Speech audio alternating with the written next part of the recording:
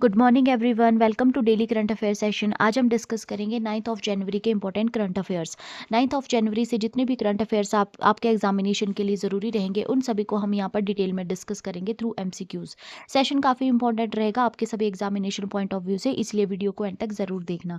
अगर अभी तक आपने मेरे चैनल को सब्सक्राइब नहीं किया है तो प्लीज़ मेरे चैनल को सब्सक्राइब कीजिए, वीडियो को लाइक और शेयर कीजिए। तो सेशन की शुरुआत करते हैं क्वेश्चन नंबर 1 से। आज का फर्स्ट क्वेश्चन है, earth rotation day observed on January 8 commemorates which historic scientific experiment. पृथ्वी घूर्णन दिवस जो 8 जनवरी को मनाया जाता है, किस ऐतिहासिक वैज्ञानिक प्रयोग की स्मृति में मनाया जाता है? ये यहाँ पर हमसे क्वेश्चन पूछा गया है, तो इसका राइट आंसर हो जाएगा option number C, that is Foucault's pendulum experiment 1851।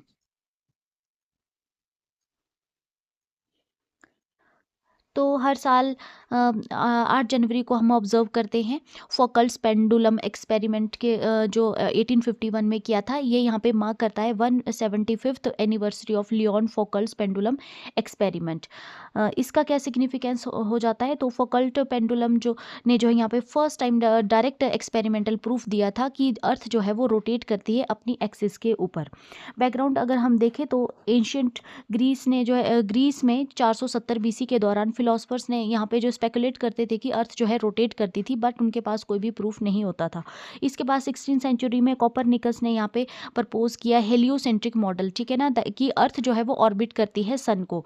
इसके बाद गैलीलियो ने 1610 में इस ऑब्जर्वेशन को जो है हेलियोसेंट्रिज्म की जो ऑब्जर्वेशन थी इसको सपोर्ट किया, बट उनके पास जो है रोटेशन का कोई भी प्रूफ नहीं था।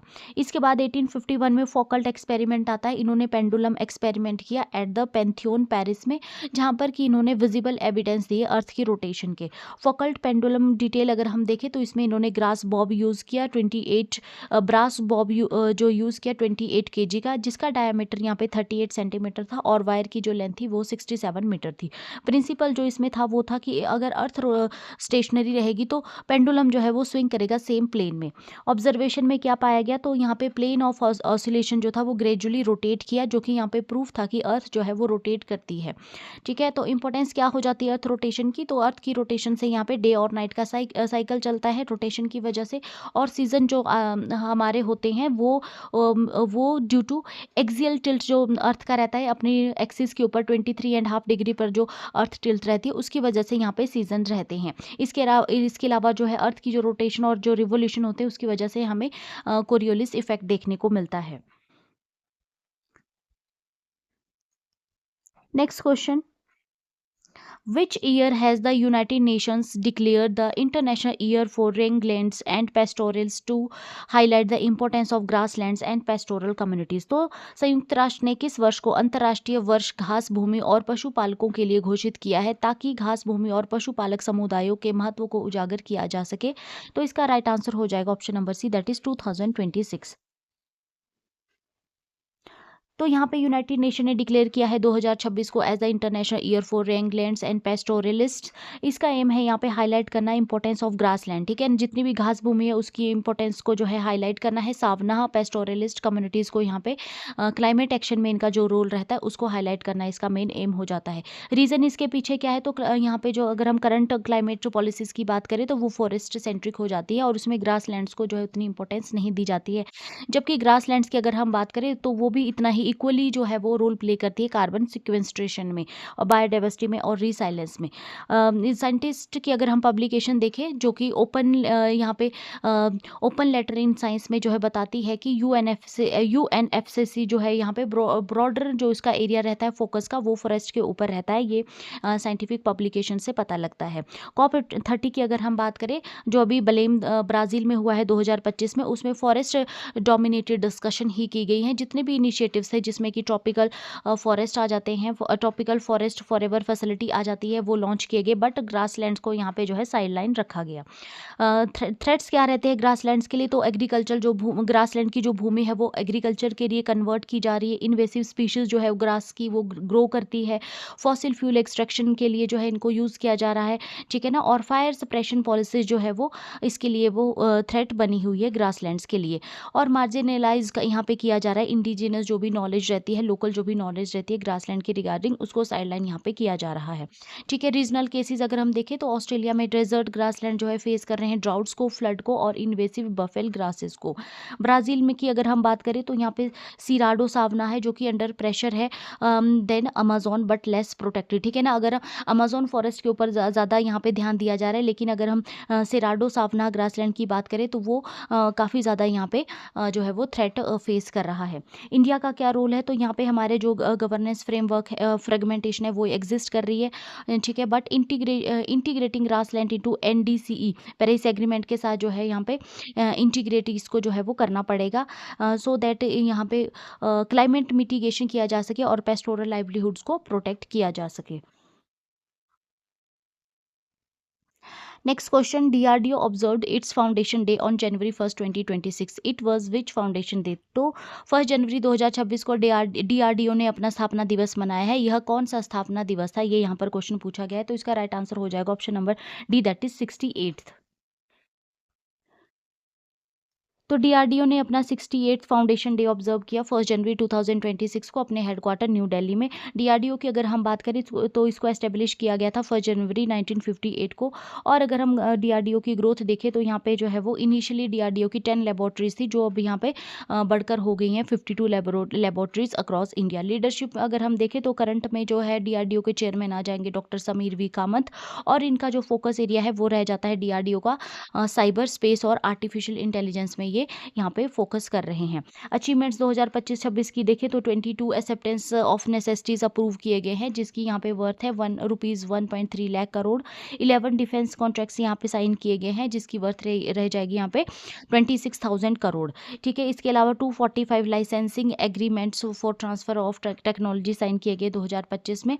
15 सेंटर्स ऑफ एक्सीलेंस ऑपरेशनल है। 66 न्यू प्रोजेक्ट्स जो है यहाँ पे जो है वो वर्थ ₹228 करोड़ के जो है यहाँ पे ऑपरेशनल है। स्ट्रेटेजिक विजन अगर हम देखें तो डीआरडीओ का स्ट्रेटेजिक विजन आ जाता है स्ट्रेंथनिंग आत्मनिर्भर भारत, इंडिया को जो है डिफेंस के क्षेत्र में सेल्फ रिलायंस जो है वो इंडिया को बनाना। ठीक है ना, तो जितने भी हमारे डिफेंस के रिगार्डिंग जितनी भी जो है डिस्कवरीज होती है या डिफेंस के रिगार्डिंग जो भी इक्विपमेंट्स वगैरह बनाए जाते हैं वो सारे जो है वो डीआरडीओ के अंडर ही किए जाते हैं। Next question, who was appointed as the new CEO of HSBC private bank effective January 5 2026। तो एचएसबीसी प्राइवेट बैंक के नए मुख्य कार्यकारी अधिकारी के रूप में 5 जनवरी 2026 को किसे नियुक्त किया गया है। तो इसका राइट आंसर हो जाएगा option number C, that is Ida Liu. तो एचएसबीसी प्राइवेट बैंक ने यहाँ पे अनाउंस किया है मेजर लीडरशिप चेंज। जनवरी 2026 में ईदा ल्यूब को यहाँ पे अपॉइंट किया गया है as a chief of executive officer CEO, और इनके अपॉइंटमेंट जो है इफेक्ट में आ गई है 5 जनवरी 2026 से। इन्होंने यहाँ पे सक्सीड किया है गैब्रियल कैस्टेलो को। ठीक है, जो कि यहाँ पे एज अ इंटरिम सीईओ सर्व कर रहे थे सिंस दिसंबर 2024। प्रोफाइल अगर हम ईदा ल्यूब का देखें तो ये ग्लोबली रिस्पेक्टेड बैंकिंग लीडर रही हैं with 25+ years of experience 25+ years of experience. Expertise अगर हम इनकी देखें तो wealth management, strategic advisory, business transformation, advisory for ultra high net worth client, skilled in investment planning, liquidity management और लीगेसी सॉल्यूशन में जो है इनके पास एक्सपर्टीज हैं। प्रीवियस रोल अगर हम इनका देखें तो बिफोर एचएसबीसी ईदाल्यू ने वर्क किया है at Citi private bank since 2007। यहाँ पे सेवरल लीडरशिप पोजीशन इन्होंने होल्ड की थी, जिसमें कि global head of Citi private bank आ जाता है, head of Citi private bank North America आ जाता है, head of Citi private bank New York और head of Asian client group आ जाता है। सिग्निफिकेंस अगर इस अपॉइंटमेंट का क्या देखें तो ये अपॉइंटमेंट यहाँ पे रिफ्लेक्ट करती है एचएसबीसी का जो स्ट्रेटेजिक फोकस है on strengthening global private banking and wealth management operations. Next question, who renowned Indian ecologist pioneer of Western Ghats conservation passed away on January 7, 2026 at the age of 82। तो कौन से प्रसिद्ध भारतीय परिस्थितिकीविद है जो कि पश्चिमी घाट संरक्षण के अग्रदूत थे। 7 जनवरी 2026 को 82 वर्ष की उम्र में उनका निधन हो गया है। तो इसका राइट आंसर हो जाएगा option number B, that is Madhav Gadgil. Madhav Gadgil हैं, one of India's most influence जो इकोलॉजिस्ट थे, उनकी 7 जनवरी 2026 को पुणे महाराष्ट्र में 82 साल की एज में डेथ हो गई। इनका अगर हम कंट्रीब्यूशन देखें तो इन्होंने यहाँ पे की रोल प्ले किया है वेस्टर्न घाट कंजर्वेशन में, और ये हेड थे वेस्टर्न घाट इकोलॉजी एक्सपर्ट पैनल के, और इन्होंने यहाँ पे प्रोड्यूस की थी 2010 में गढ़गिल रिपोर्ट। 2011 में इनके द्वारा जो है यहाँ पे डिवाइड किया गया था वेस्टर्न घाट को हाई, मीडियम और लोअर इकोलॉजिकल सेंसिटिविटी जोन में, जो कि यहाँ पे गाइड करता था कंजर्वेशन प्रायोरिटीज़ को। इसके अलावा जो है इन्वायरमेंटल पॉलिसीज़ को जो है यहाँ पे इग्नोर, जो क्रिटिक्स के द्वारा जो है इन्वायरमेंटल पॉलिसीज़ को इग्नोर किया जाता था। और इसके अलावा इन्होंने जो यहाँ पे एम्फेसाइज किया ecological protection with social justice, ठीक है। तो जो इग्नोरेंस रहती थी इंडिजिनस राइट्स की, उनको जो है पॉलिसीज़ में इंक्लूड करना, और जो है यहाँ पे इकोलॉजिकल प्रोटेक्शन के लिए, सोशल जस्टिस के लिए जितने भी मेन इवेंट किए जाते थे, उसमें इनका जो है वो की रोल इन्होंने अपने प्ले किया था। रिकॉग्निशन अगर हम देखें तो ये रेसिपिएंट रहे हैं यूनाइटेड नेशन का जो हाईएस्ट इन्वायरमेंटल ऑनर रहता है ग्लोबल कंट्रीब्यूशन के लिए, वो इनको दिया गया था इकोलॉजी एंड कंजर्वेशन के लिए। एकेडमिक रोल में अगर देखें तो हम ये एसोसिएटेड थे Indian institute of science Pune के साथ, और इसके अलावा जो है इन्होंने अपनी ऑटोबायोग्राफी लिखी थी a walk up the hill, जो कि उनकी living with the people and nature, ठीक है। इन अपनी ऑटोबायोग्राफी थी जिसका नाम था a walk up the hill living with people and nature, जो कि यहाँ पे ब्लेंड था उनकी पर्सनल नैरेटिव थे with ecological philosophy. Next question, which country became the first in the world to commercially produce biobitumen for road construction in 2026? तो 2026 में सड़क निर्माण के लिए बायोबिटुमिन का वाणिज्यिक उत्पादन करने वाला विश्व का पहला देश कौन बना है? तो इसका राइट आंसर हो जाएगा option number C, that is India. तो यहाँ पे 8 जनवरी 2026 को इंडिया ने अचीव किया है हिस्टोरिकल माइलस्टोन, और इंडिया यहाँ पे बन गया है first country to commercially produce biobitumen, जिसमें कि यूज़ किया गया है प्रोडक्शन के लिए बायोमास का और एग्रीकल्चर वेस्ट का। ये इनोवेशन यहाँ पे CSIR के द्वारा की गई है, और इसको अनाउंस किया गया नितिन गडकरी के द्वारा, ठीक है। और इसमें जो है यहाँ पे रिड्यूस किया गया है फॉसिल फ्यूल डिपेंडेंसी को, और टैकल किया जा रहा है यहाँ पे क्रॉप बर्निंग पॉल्यूशन को। कि साइंटिफिक ऑर्गेनाइजेशन अगर देखें इन्वॉल्व, तो इसमें council of scientific and industrial research CSIR आ जाएगी, और रॉ मटेरियल इसमें बायोमास और एग्रीकल्चर वेस्ट यूज़ किया गया है रोड कंस्ट्रक्शन के लिए और हाईवे डेवलपमेंट के लिए जो इसका यूज़ किया जाएगा, ठीक है। तो सिग्निफिकेंस अगर हम देखें बायोबिटुमिन का, तो बायोबिटुमिन जो यहाँ पे इको फ्रेंडली अल्टरनेटिव आ जाता है पेट्रोलियम ड्रिवन बिटुमिन्स के ऊपर, और ये यहाँ पे सपोर्ट करता है हमारा वेस्ट टू वेल्थ मिशन को, जिसमें कि यहाँ पे कन्वर्ट किया जा रहा है क्रॉप रेजिड्यू को वैल्यूएबल कंस्ट्रक्शन मटेरियल में। रिड्यूस यहाँ पे फॉसिल फ्यूल डिपेंडेंसी रहेगी, और यहाँ पे कम किया जाएगा क्रूड ऑयल इम्पोर्ट्स को, और यहाँ पे जो पॉल्यूशन को कम किया जाएगा, क्योंकि जो क्रॉप रेजिड्यू है उनको बर्न करने की बजाय जो है यहाँ पे यूज़ किया जा रहा है, और जो कि एक बर्निंग जो है क्रॉप रेजिड्यू बर्निंग जो है यहाँ पे मेजर कॉज रहता है स्मोक का नॉर्दर्न इंडिया में।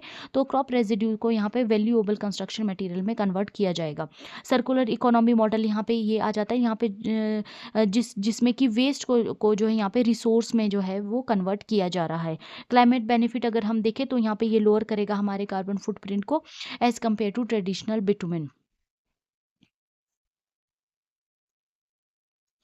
Next question, who is the author of the book History That India Ignored, whose second edition was launched in January 2026? तो जनवरी 2026 में प्रकाशित book history that India ignored के दूसरे संस्करण के लेखक कौन है? ये यहाँ पे क्वेश्चन पूछा गया है, तो इसका राइट आंसर हो जाएगा option number C, that is Prem Prakash. तो जनवरी 2026 में गोवा के चीफ मिनिस्टर प्रमोद सावंत ने यहाँ पे लॉन्च किया second edition of the book history that India ignored, और इसकी इन्होंने जो है इसको पणजी गोवा से जो है वो लॉन्च किया। ऑथर इसके आ जाएंगे प्रेम प्रकाश, वेटर्न जर्नलिस्ट और चेयरमैन है एशियन न्यूज़ इंटरनेशनल के।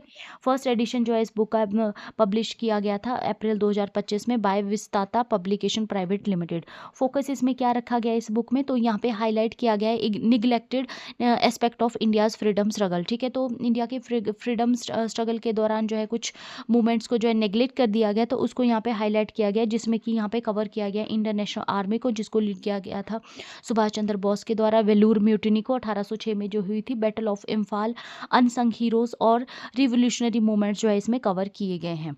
सिग्निफिकेंस क्या हो जाता है इसका? तो इसका एम है स्टूडेंट्स और हिस्ट्री को जो है एंथुसियाजिस्ट यहाँ पे जो है वो प्रोवाइड करना है, एंथुसियाजिज्म, और री एनफोर्स करना है importance of comprehensive historical education.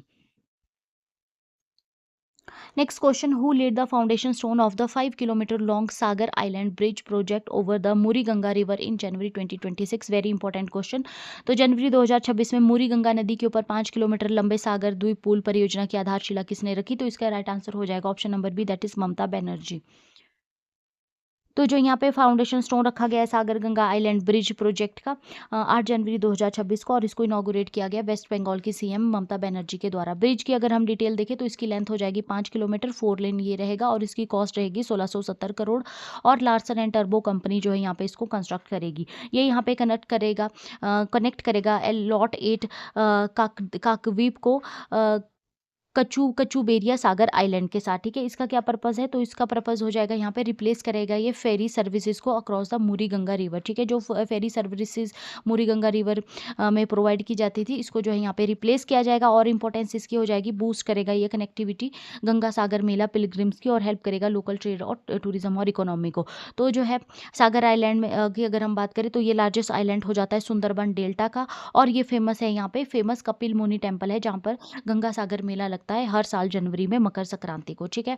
तो जो सागर आइलैंड है मुरी गंगा रिवर को क्रॉस करके जो है सागर आइलैंड के पास पहुंचा जाता है, और यहाँ पे कपिल मुनि का टेम्पल है, और इस टेम्पल में हर साल मकर संक्रांति को जो है गंगा सागर मेला लगता है, और काफ़ी सारे पिलग्रिम्स ऑल ओवर इंडिया से जो यहाँ पे विजिट करते हैं। इंडिया का सेकेंड लार्जेस्ट जो है गैदरिंग मेला ये हो जाता है आफ्टर कुंभ।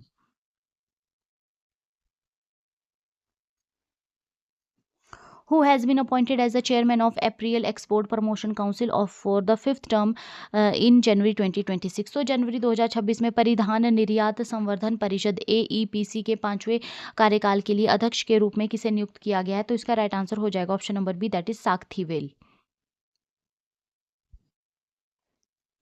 तो 8 जनवरी 2026 को ए साख्तीवेल यहाँ पे अपॉइंट किए गए हैं as the chairman of AEPC, यानी कि apparel export promotion council for the fifth term, और उन्होंने यहाँ पे सक्सीड किया है सुधीर सेखरी को, ठीक है।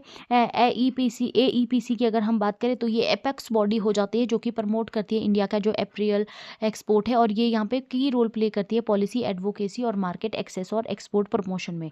कंट्रीब्यूशन अगर हम देखें ए साख्तियल का, तो इन्होंने यहाँ पे ट्रांसफॉर्म किया है तिरुपुर को। तिरुपुर क्या है? तो तिरुपुर जो है मेजर इंडस्ट्रियल सिटी आ जाती है तमिलनाडु की, और इसको जो है नीट वेयर कैपिटल इंडिया की माना जाता है, ठीक है ना, कहा जाता है लोकली जो है इसको knitwear capital of India कहा जाता है तिरुपुर को।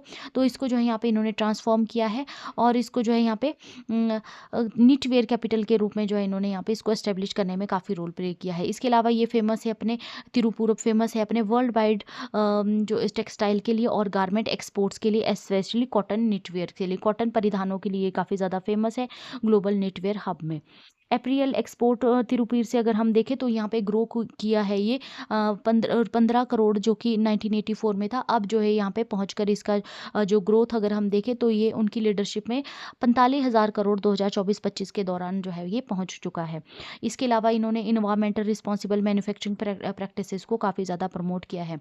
अब फिफ्थ टर्म के दौरान इनका क्या फोकस एरिया रहेगा? तो मार्केट डाइवर्सिफाई करना, sustainability compliance across supply chain जो है यहाँ पे एस्टेब्लिश करना, और एड्रेस करना यूएस टैरिफ मेजर्स को, नॉन टैरिफ बैरियर्स को, और इम्प्रूव करना है ease of doing business for export, और स्ट्रेंथ करना इंडिया की position in the global apparel value chain.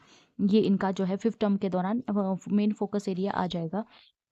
Next question, Which agriculture product from Rajasthan received the geographical indication tag in January 2026? तो जनवरी 2026 में राजस्थान के किस कृषि उत्पादक को भौगोलिक संकेत यानी GI टैग प्रदान किया गया है? Very important question. तो राइट आंसर हो जाएगा option number C, that is Nagauri ashwagandha. तो 8 जनवरी 2026 को सेंटर ने यहाँ पे ग्रांट किया GI टैग टू नगौरी अश्वगंधा, और ये यहाँ पे जो है वो नगौरी डिस्ट्रिक्ट को जो कि मारवाड़ रीजन राजस्थान में पड़ती है ग्लोबल एग्रीकल्चर आइडेंटिटी प्रोवाइड करेगा।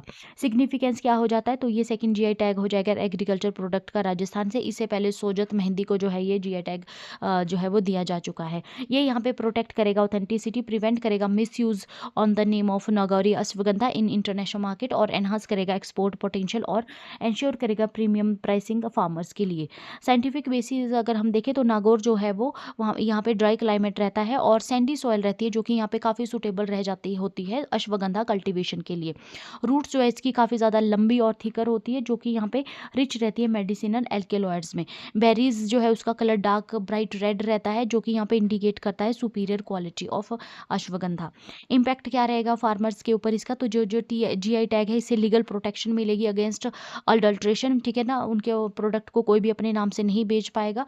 फार्मर्स को जो है यहाँ पे एक्सेस मिलेगी, डायरेक्ट एक्सेस मिलेगी to pharma companies and Ayurveda companies के साथ जो है फार्मर डायरेक्ट जो है वो एक्सेस कर सकेंगे और एनकरेज कर पाएंगे यहाँ पे अपनी इनोवेशन रिसर्च और youth participation in medicinal farming. Wider GI landscape अगर हम देखें राजस्थान का, तो अभी तक जो है राजस्थान को टोटल जो है वो 22 जीआई टैग सर्टिफाइड प्रोडक्ट्स हैं, जिसमें बीकानेरी भुजिया आ जाती है, मकराना मार्बल आ जाता है और कोटा धोरिया प्रमुख रूप से आ जाते हैं। Next question, which newly form district in Arunachal Pradesh is set to become India's first bio happy district in January 2026? Very important question. तो जनवरी 2026 में अरुणाचल प्रदेश का कौन सा नया जिला भारत का पहला बायो हैप्पी जिला बनने जा रहा है? तो इसका राइट आंसर हो जाएगा option number B, that is Kei Panyor. 8 जनवरी 2026 को केई पन्न्यूर डिस्ट्रिक्ट अरुणाचल प्रदेश को यहाँ पे अनाउंस किया गया है to become India's first bio happy district, और ये इनिशिएटिव यहाँ पे रिवाइव करता है कॉन्सेप्ट ऑफ बायो हैप्पीनेस, जो कि कॉइंड किया गया था MS स्वामीनाथन के द्वारा। कॉन्सेप्ट क्या रहेगा बायो हैप्पीनेस का, तो यहाँ पे इसको डिफाइन किया गया है एज अ वेलबिंग अचीव्ड, जिसमें कि वेलबिंग जो है अचीव की जाती है बायोडाइवर्सिटी कंजर्वेशन और सस्टेनेबल प्रोडक्ट्स का यूज़ करके। इसमें जो है न्यूट्रिशन को इम्प्रूव करना, हेल्थ और इनकम को इम्प्रूव करना और फॉस्टर यहाँ पे करना हार्मोनी लोगों और नेचर के बीच में, ये इसके मेन कॉन्सेप्ट पार्ट्स आ जाते हैं। इम्प्लीमेंटेशन किसके द्वारा की गई, तो एक प्रोजेक्ट है जिसको लीड किया गया by MS Swaminathan research foundation के द्वारा in collaboration with district administration. Chairperson जो है इसकी सौम्या स्वामीनाथन आ जाएगी, जो कि यहाँ पे हाईलाइट करती है role in linking ecology livelihood and public health.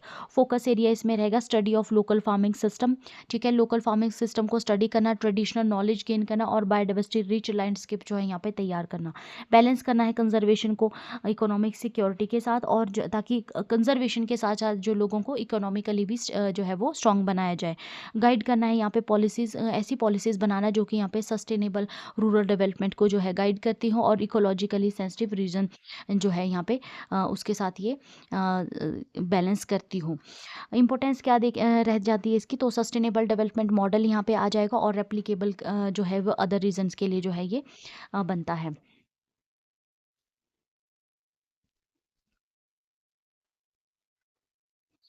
Next question, Agnivesh Agarwal who passed away in January 2026 was associated with which company as director? तो जनवरी 2026 में अग्निवेश अग्रवाल का निधन हुआ है, वे किस कंपनी के निदेशक के रूप में जुड़े थे? तो इसका राइट आंसर हो जाएगा option number B, that is Vedanta group.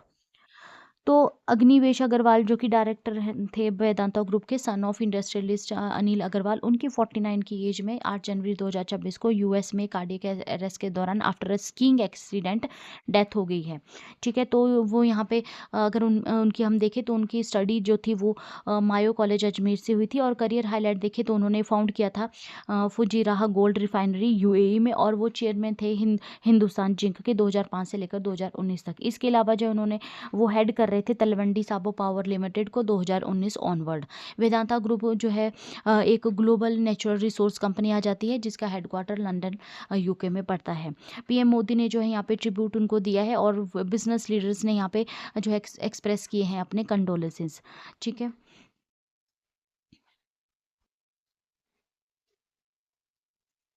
Next question, who became the youngest Arab to summit Mount Vinson Antarctica's highest peak at the age of 18 in January 2026? तो जनवरी 2026 में 18 वर्ष की आयु में अंटार्कटिका की सबसे ऊंची चोटी माउंट विंसन पर चढ़ने वाली सबसे युवा अरब कौन बनी है? तो इसका राइट आंसर हो जाएगा option number B, that is Fatima Abdul Rahman Al अवधी।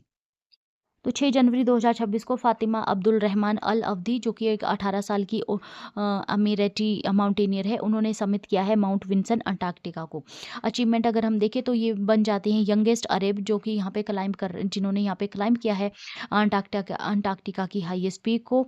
और माउंट विंसन की अगर हम देखें तो इसकी हाइट आ जाती है 4892 मीटर, और ये लोकेटेड है एल्सवर्थ माउंटेन अंटार्कटिका में। इसके अलावा जो है इनका जो ये समिट रहेगी, ये पार्ट हो जाता है उनका 7 समिट चैलेंज का, जिसमें कि वो हाईएस्ट पीक जो हर कॉन्टिनेंट की रहती है उसको जो है इस चैलेंज के दौरान चढ़ा जाता है। चैलेंजेस क्या क्या फेस किए जाते हैं, किए गए हैं उनके द्वारा इसमें, तो एक्सट्रीम कोल्ड कंडीशन थी जिसमें कि -40 डिग्री टेम्परेचर आ जाता है, स्ट्रॉन्ग विंड यहाँ पे आ जाती है, और लिमिटेड रेस्क्यू ऑप्शंस यहाँ पे रहते हैं। इसके अलावा जो है उन्होंने यहाँ पे क्या क्या सिंबॉलिक माइलस्टोन जो रहा, उन्होंने अनफ्लग किया वहाँ पे यूएई का फ्लैग एट द समिट, जो कि यहाँ पे डेडिकेट करता है अपनी जो क्लाइम जो उनकी यात्रा रही यूएई लीडर्स के लिए, और हाईलाइट करता है यूथ एंड वुमेन एम्पावरमेंट को। अर्लियर अचीवमेंट अगर हम उनकी देखें तो 17 साल की उम्र में जो है उन्होंने सबमिट किया था माउंट एल्ब्रूस को, जो कि यूरोप की हाईएस्ट पीक आ जाती है, और वो यंगेस्ट एवर एमिरेट बनी थी ऐसा करने वाली। Next question, which Indian state launch the country's first dedicated deep tech startup policy in January 2026? तो जनवरी 2026 में किस भारतीय राज्य ने देश की पहली समर्पित डीप टेक स्टार्टअप नीति शुरू की है? तो इसका राइट आंसर हो जाएगा option number B, that is Tamil Nadu. तो 8 जनवरी 2026 को तमिलनाडु ने यहाँ पे अनवील किया इंडिया का first deep tech startup policy 2025-26, और इसको लॉन्च किया गया सीएम एम के स्टालिन के द्वारा इमेजिन टेक्नोलॉजी कॉन्फ्रेंस चेन्नई में। फंडिंग कमिटमेंट देखें तो 100 करोड़ का यहाँ पे ईयर मार्क रखा गया है, जो कि सपोर्ट करेगा 100 डीप टेक स्टार्टअप्स को। फोकस एरिया इसमें artificial intelligence, advance computing, semiconductor, biotechnology, space technology और क्लीन एनर्जी आ जाएगा। ऑब्जेक्टिव क्या रखे गए हैं इसके, तो ये कन्वर्ट किया जाएगा यहाँ पे कटिंग एज रिसर्च को स्केलेबल कमर्शियल सॉल्यूशन में, और जो है तमिलनाडु को एक यहाँ पे नेशनल हब बनाया जाएगा फ्रंटियर टेक्नोलॉजीज में। मेजर एमओयू और इन्वेस्टमेंट अगर हम देखें तो यहाँ पे बेटर कंप्यूट वर्क के लिए, एआई डाटा सेंटर्स के लिए 5,000 करोड़ और 1450 जॉब क्रिएट की जाएगी। ईरोज जेन एआई में एआई और research and development centre expansion के लिए 3600 करोड़ और 1000 जॉब्स जो है वो टारगेट रखा गया है। और प्लांटम डिजिटल इफेक्ट्स में वीएफएक्स ऑपरेशंस चेन्नई में 100 करोड़ और 1000 जॉब्स यहाँ पे रखी गई हैं। ठीक है, तो इसके अलावा जो वर्कशॉप में जो है 60 इंस्टीट्यूशंस इन 23 डिस्ट्रिक्ट 40 स्टार्टअप्स जो है शोकेस किए गए एट उमेजिन, और यहाँ पे जो है वो पिच किया गया ग्लोबली दुबई, सिंगापुर और शाहजहां को।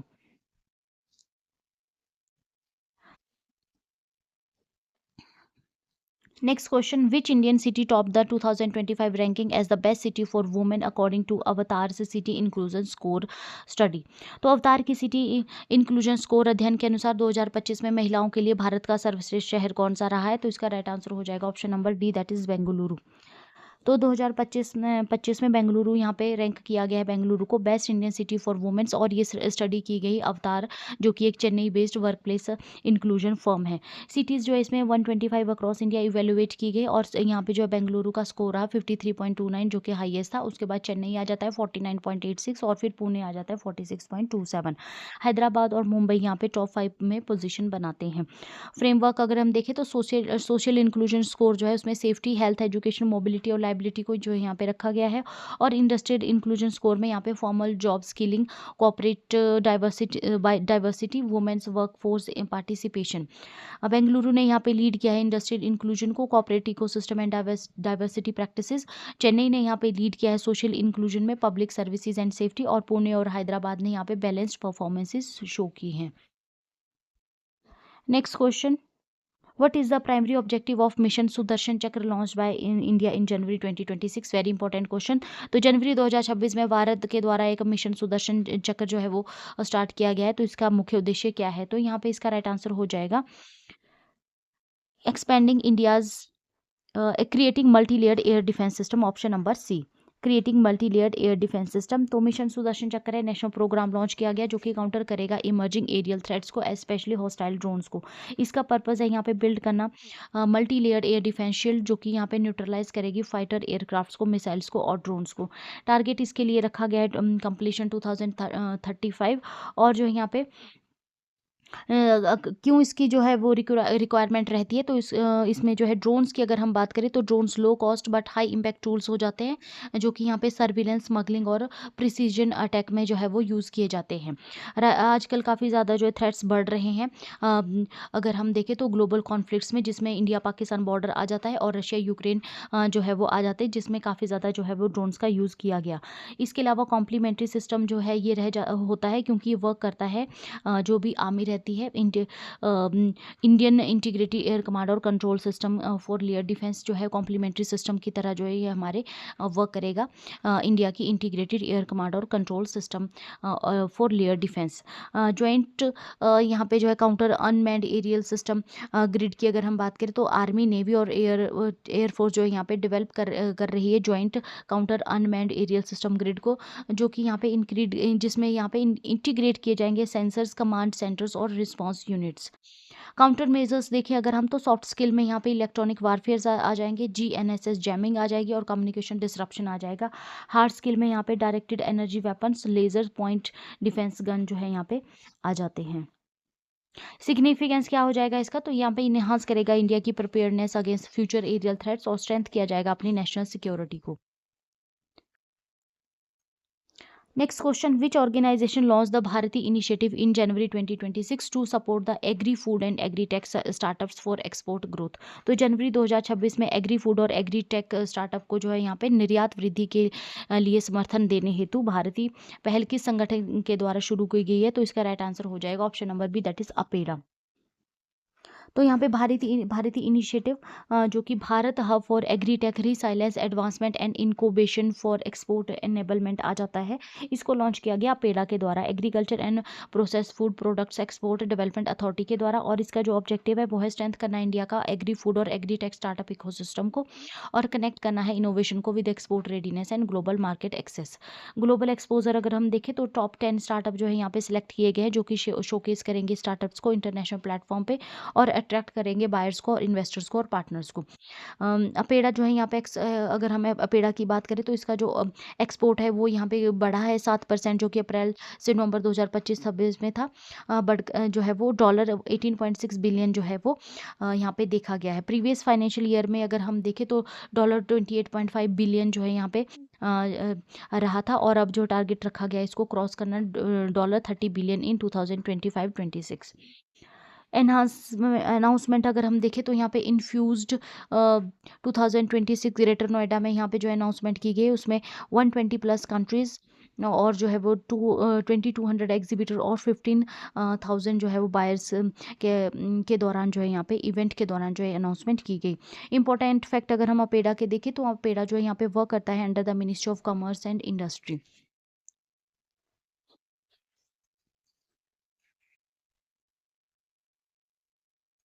Next question, India is planning to ease restrictions on which country's firm in government tenders restriction that were imposed in 2020 after border clashes। तो भारत 2020 में सीमा संघर्षों के बाद लगाए गए प्रतिबंधों को किस देश की कंपनियों पर सरकारी निविदाओं में आसान करने की योजना बना रहा है, तो इसका राइट आंसर हो जाएगा option number C, that is China.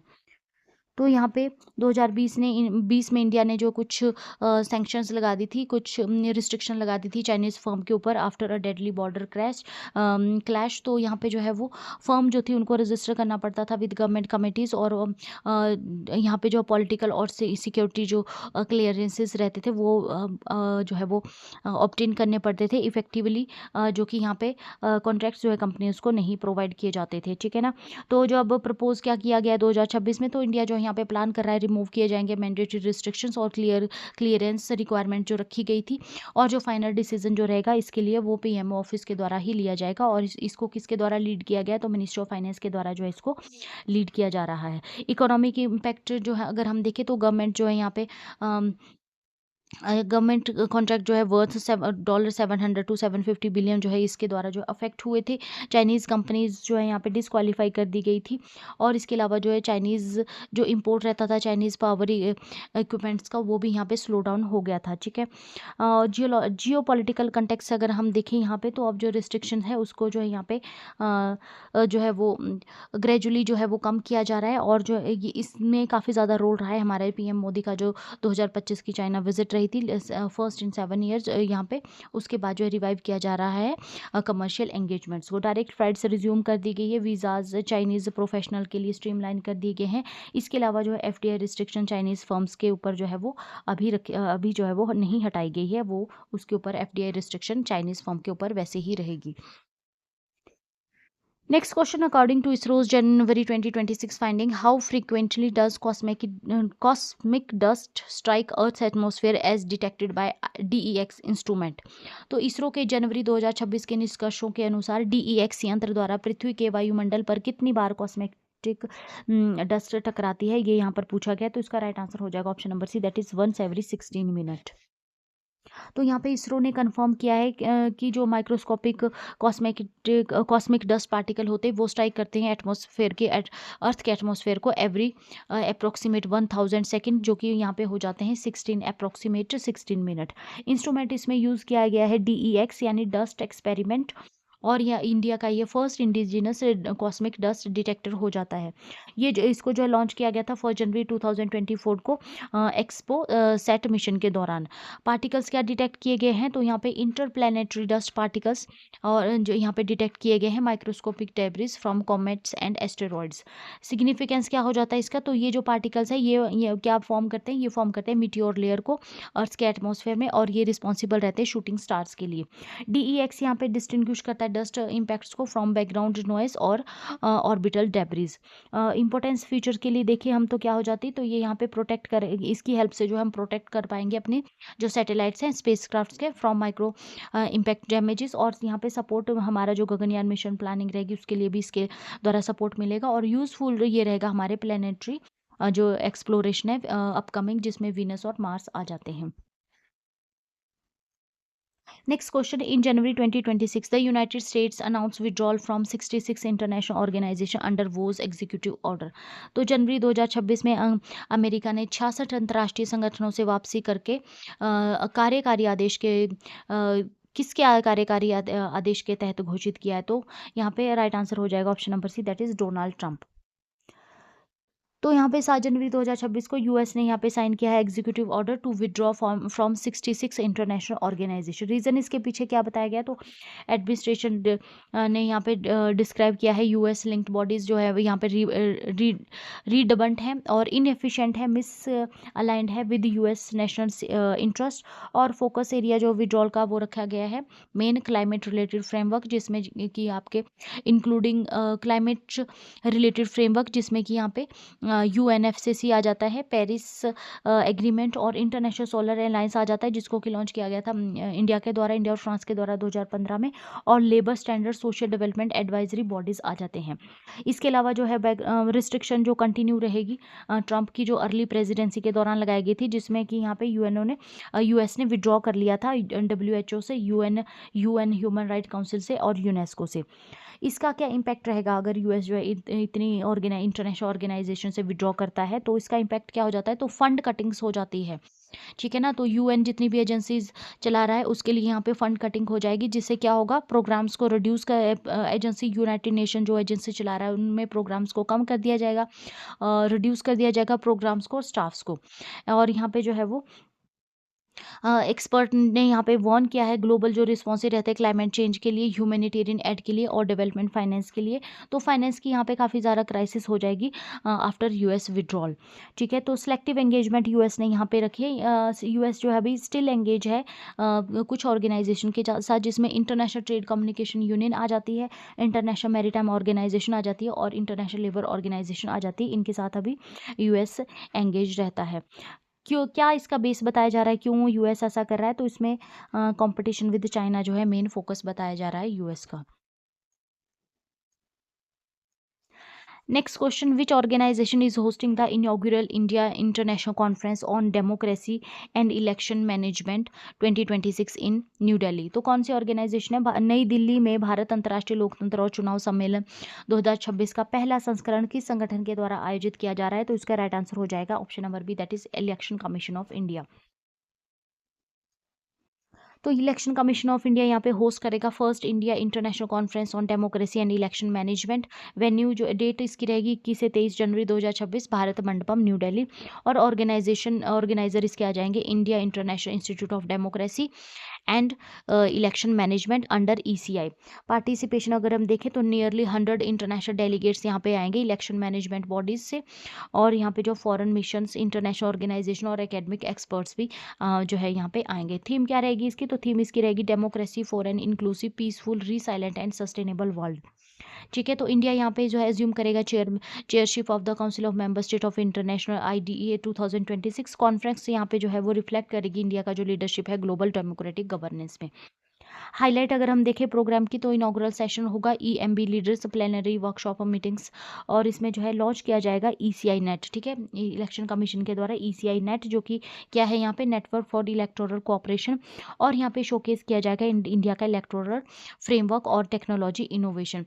Academic engagement में यहाँ पे कौन कौन अवेलेबल रहेंगे? तो IITs, IIMs, NLUs और IIMCs कंट्रीब्यूट करेंगे वाया 36 थीमेटिक ग्रुप्स। इसके अलावा जो है ओवर 40 मीटिंग्स ECI लीडरशिप और इंटरनेशनल डेलीगेट्स के साथ जो है वो की जाएंगी।